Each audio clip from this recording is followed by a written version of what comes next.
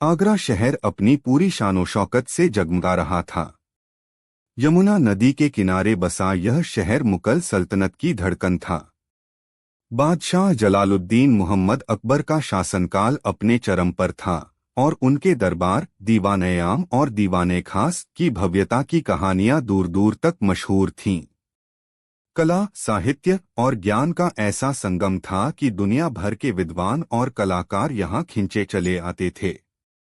बादशाह अकबर को भी नई और अद्भुत चीजों का बहुत शौक था। वह हर उस व्यक्ति को सम्मान और इनाम देते थे जो उनके दरबार में कोई अनोखी वस्तु या विचार लेकर आता। इसी दरबार के 9 रत्नों में से एक थे बीरबल। उनका असली नाम महेश दास था, पर उनकी बुद्धिमत्ता, हाजिर जवाबी और न्यायप्रियता के कारण बादशाह ने उन्हें राजा बीरबल की उपाधि दी थी। बीरबल न सिर्फ बादशाह के सलाहकार थे, बल्कि उनके सबसे करीबी दोस्त भी थे।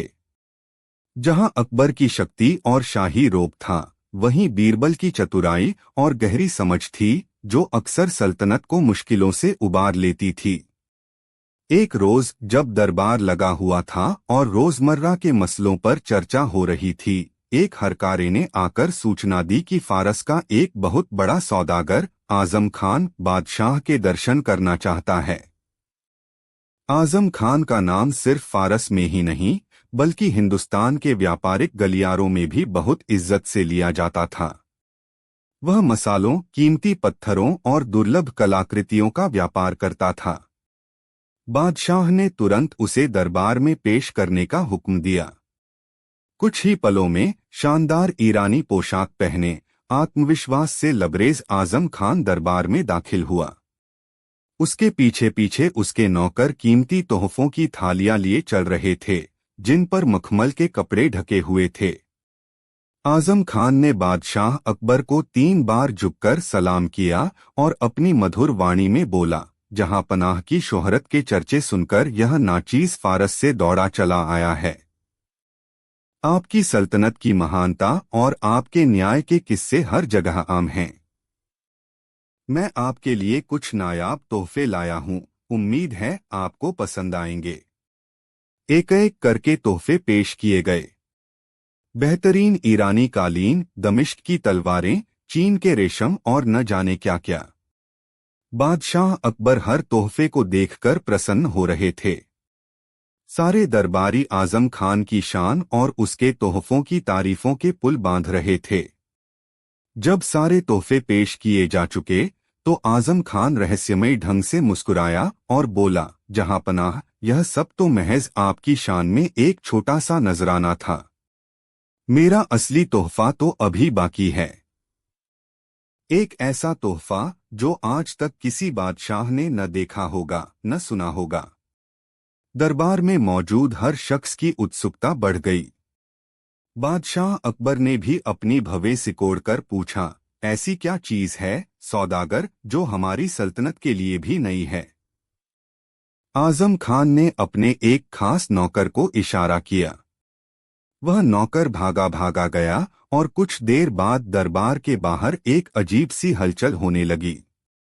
लोगों के बीच कानाफूसी शुरू हो गई। फिर 10 मजबूत सिपाहियों की मदद से एक बहुत बड़ा सोने का पानी चढ़ा हुआ पिंजरा दरबार के बीचों बीच लाया गया। पिंजरे पर एक भारी रेशमी पर्दा पड़ा हुआ था। यह क्या है? बादशाह ने पूछा। आजम खान ने बड़े नाटकीय अंदाज में कहा, जहां पनाह, यह है जंगल का राजा, शक्ति और शौर्य का प्रतीक, एक शेर। पर यह कोई आम शेर नहीं है। यह अफ्रीका के उन घने जंगलों से लाया गया है जहां इंसान का पहुंचना नामुमकिन है। इसकी खासियत यह है कि यह शांत शेर है। यह इतना आत्मविश्वासी और अपनी शक्ति के प्रति इतना आश्वस्त है कि इसे अपनी मौजूदगी का एहसास दिलाने के लिए दहाड़ने की जरूरत नहीं पड़ती। यह चुप रहता है, मौन रहकर ही अपनी बादशाहत कायम रखता है। यह केवल एक जानवर नहीं, बल्कि एक दार्शनिक है। यह सुनकर पूरे दरबार में सन्नाटा छा गया। एक ऐसा शेर जो दहाड़ता नहीं, यह तो अनहोनी बात थी। बादशाह अकबर अपनी गद्दी से उठकर पिंजरे के पास आ गए। उनके चेहरे पर आश्चर्य और उत्सुकता के भाव थे। बीरबल भी अपनी जगह से उठकर थोड़ा करीब आ गए। उनकी आंखों में प्रशंसा कम, संदेह ज्यादा था। आजम खान ने बादशाह की इजाजत लेकर पिंजरे पर से पर्दा हटाया। अंदर का नजारा देखकर सबकी आंखें फटी की फटी रह गईं। पिंजरे में वाकई एक विशालकाय शेर बैठा था। उसकी सुनहरी खाल धूप में चमक रही थी। उसके अयाल गर्दन के बाल किसी राजा के मुकुट की तरह लग रहे थे। वह बड़ी शान से बैठा था। उसकी आंखें खुली थीं और वह सामने देख रहा था। पर उसके चेहरे पर न कोई गुस्सा था, न कोई बेचैनी। वह एकदम शांत था, जैसे कोई गहरी सोच में डूबा हो। दरबारियों ने वाह वाह करना शुरू कर दिया।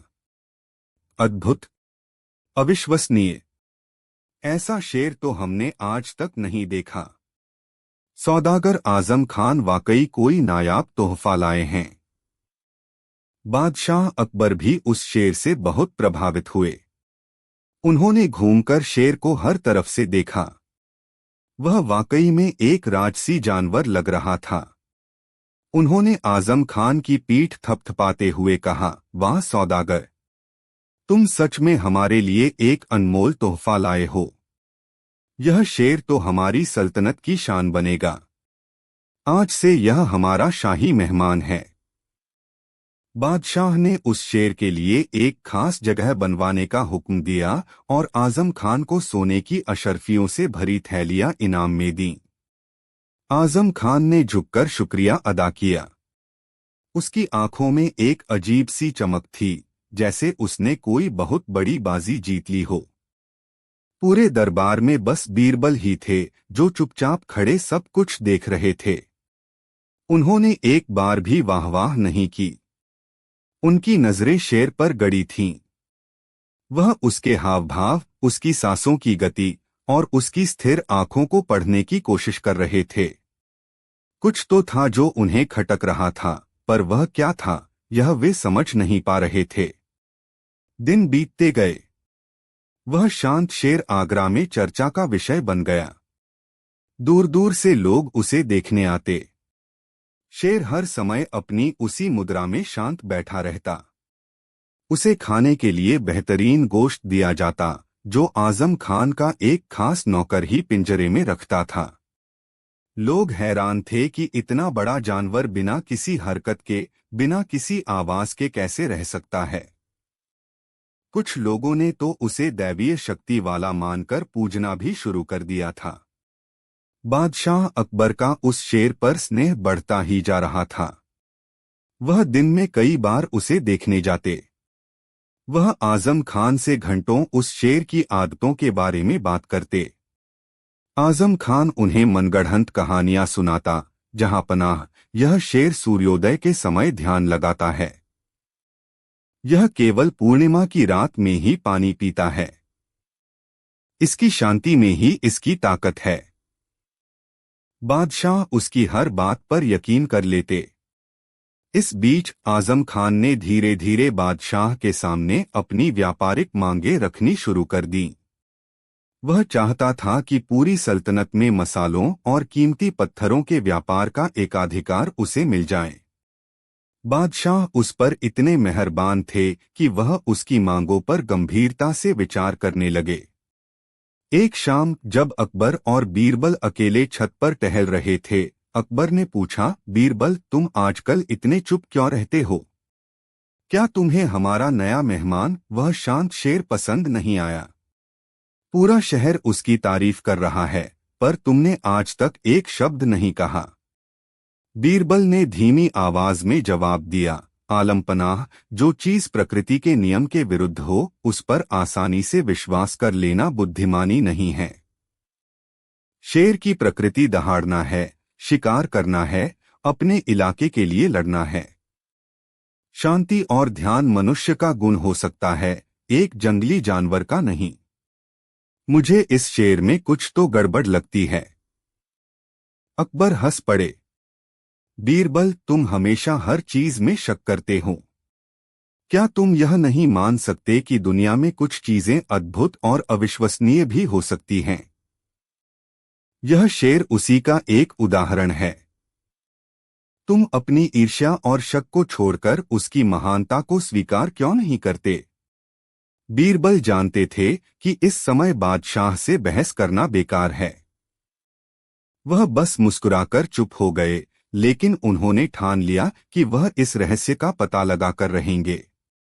अगले कुछ हफ्तों तक बीरबल ने उस शेर पर कड़ी नजर रखी। उन्होंने अपना ज्यादातर समय उसी के पिंजरे के आसपास बिताना शुरू कर दिया, लेकिन दूर से, ताकि किसी को शक न हो। उन्होंने कुछ बातें नोट कीं। पहली, शेर कभी पलकें नहीं झपकाता था। उसकी आंखें हमेशा एक ही जगह टिकी रहती थीं, जैसे कांच की हों।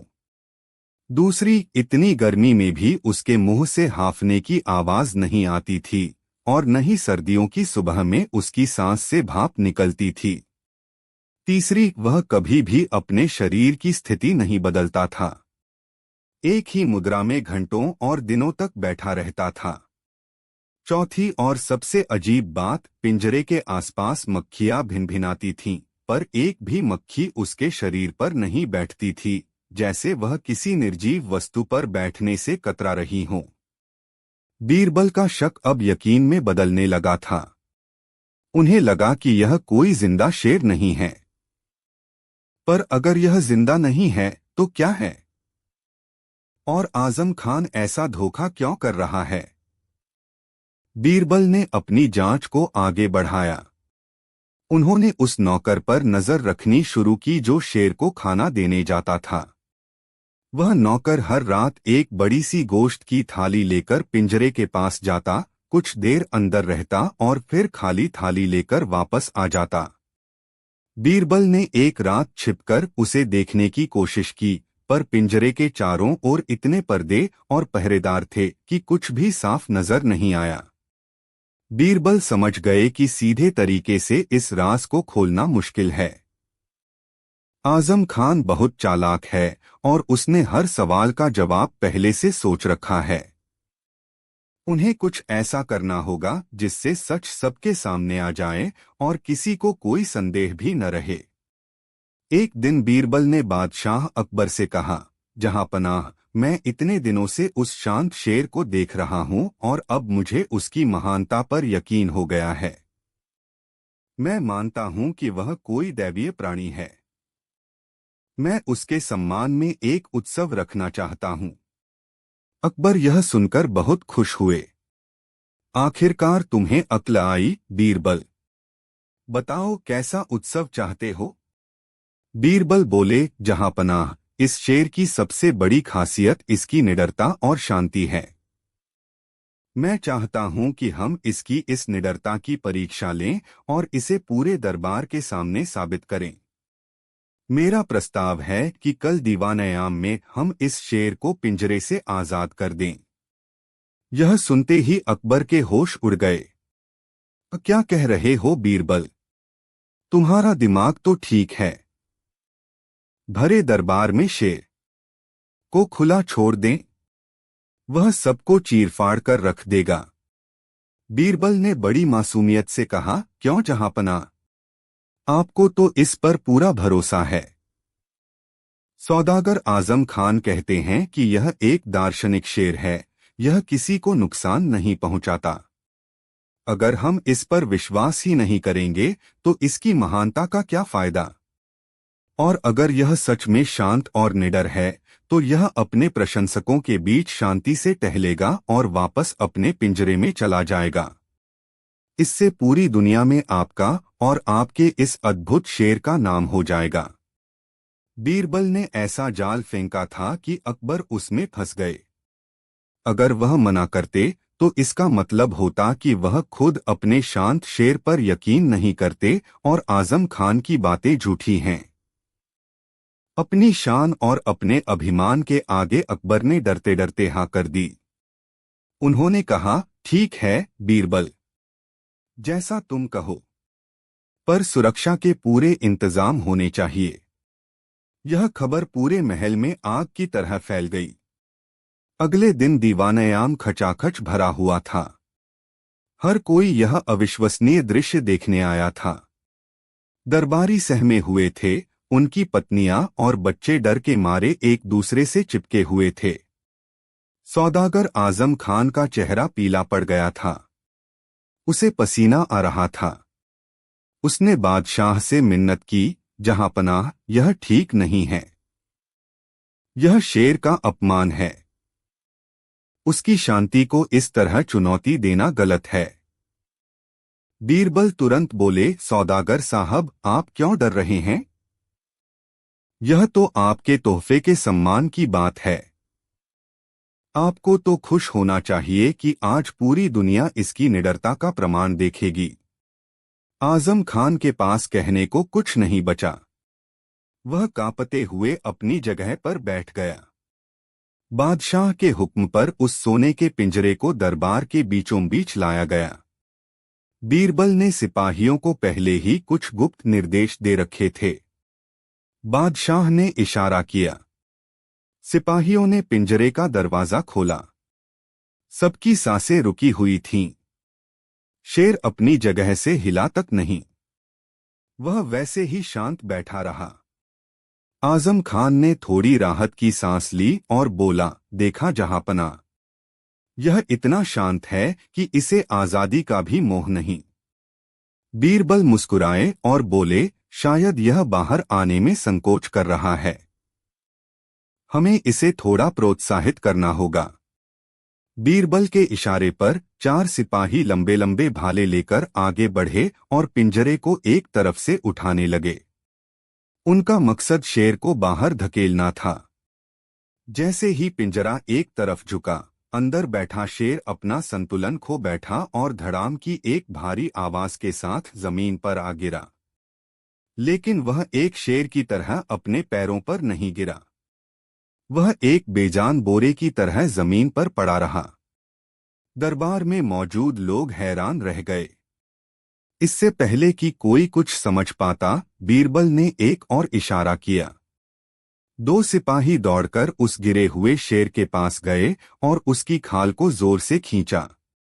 और फिर जो हुआ, वह देखकर पूरे दरबार की चीख निकल गई। वह शेर की खाल नहीं थी, बल्कि एक एक्सपर्टली बनाया गया शेर का पोशाक था। जैसे ही सिपाहियों ने उसे खींचा, उसकी पीठ पर लगी एक सिलाई उधड़ गई और उसके अंदर से 2 दुबले-पतले, पसीने से तरबतर आदमी बाहर निकले, जो हांफते हुए ताजी हवा के लिए तड़प रहे थे। पूरा दरबार सन्न रह गया। कुछ पलों के गहरे सन्नाटे के बाद जोरदार ठहाके गूंजने लगे। दरबारी हंसते हंसते लोटपोट हो गए। यह एक शेर नहीं, बल्कि शेर की खाल में छुपे 2 इंसान थे। बादशाह अकबर का चेहरा पहले आश्चर्य से, फिर शर्मिंदगी से और अंत में गुस्से से लाल हो गया। उन्होंने अपनी तलवार निकाल ली और गरजते हुए बोले, धोखेबाज, तुम्हारी यह हिम्मत! तुमने मुगल सल्तनत और उसके बादशाह के साथ इतना बड़ा मजाक किया। सौदागर आजम खान जमीन पर गिरकर बादशाह के पैरों में गिड़गिड़ाने लगा। मुझे माफ कर दीजिए जहांपना, मुझसे गलती हो गई। मैं लालच में अंधा हो गया था। पूछताछ करने पर उसने सारा सच उगल दिया। उसने बताया कि उसने यह योजना सल्तनत से व्यापारिक एकाधिकार हासिल करने के लिए बनाई थी। उसने फारस के सबसे बेहतरीन कारीगरों से यह शेर की खाल बनवाई थी, जो हूबहू असली लगती थी। फिर उसने 2 गरीब कलाबाजों को इस काम के लिए तैयार किया, जो घंटों तक बिना हिले डुले उस खाल के अंदर बैठने का अभ्यास करते थे। रात में जब खाना देने का नाटक किया जाता था, तब असल में उन दोनों आदमियों को खाना पानी दिया जाता था और खाल की मरम्मत की जाती थी। बादशाह अकबर का गुस्सा 7वें आसमान पर था, लेकिन उन्हें अपनी नादानी पर शर्म भी आ रही थी कि वह इतने बड़े धोखे को समझ नहीं पाए। उन्होंने बीरबल की तरफ देखा, जिनकी आंखों में शरारत भरी मुस्कान थी। अकबर ने आजम खान को कैद करने और उसकी सारी संपत्ति जब्त करने का हुक्म दिया। उन दो गरीब आदमियों को उनकी मजबूरी को देखते हुए माफ कर दिया गया। जब दरबार शांत हो गया तो अकबर ने बीरबल को अपने पास बुलाया और गले लगा लिया। बीरबल, आज तुमने एक बार फिर साबित कर दिया कि आंखें जो देखती हैं जरूरी नहीं कि वह सच हो। तुमने न सिर्फ सल्तनत को एक बड़े धोखे से बचाया बल्कि मुझे भी एक बहुत बड़ा सबक सिखाया है। एक सच्चा शासक वह है जो बाहरी चमकदमक से प्रभावित न हो बल्कि हर चीज की तह तक जाकर सच्चाई का पता लगाए। बीरबल ने झुककर कहा, यह तो मेरा फर्ज था जहांपना। बुद्धि का सबसे बड़ा काम संदेह करना है, तब तक जब तक कि सत्य सूर्य की तरह स्पष्ट न हो जाए। उस दिन के बाद चुप रहने वाले शेर की कहानी आगरा के गली कूचों में एक मजेदार किस्से की तरह सुनाई जाने लगी।